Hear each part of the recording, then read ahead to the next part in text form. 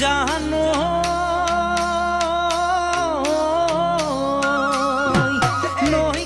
মাহ হালধিৰে কৃষকে পুৱাই গা ধুৱালে গৰুক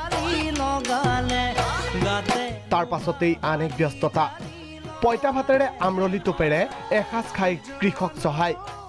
গৰু গা ধুৱাৰ অন্তত আমৰলি টোপৰ যা যোগাৰৰ ব্যস্ত গাঁৱৰ এই সকল লোকৰ বিহুৰ দিনা আমৰলি টোপ যোগাৰ কৰি এসাঁজ খাই উজনিৰ লোকে এয়া উজনিৰ এক পৰম্পৰা তাৰ সমান্তৰালকৈ একাংশ ব্যস্ত কণী যুঁজত সৰুবৰ সকলোৱে কণী যুঁজাই কৰে আনন্দ উল্লাস সন্ধিয়ালৈ 100 এবিধ শাকেৰে এসাঁজ খাই চহা কৃষকে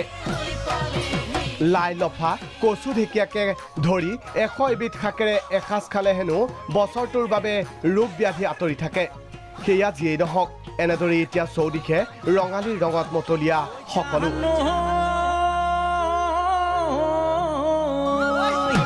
কোমল বাহৰে বিচলিলে ব্যুৰো ৰিপৰ্ট প্ৰাগ নিউজ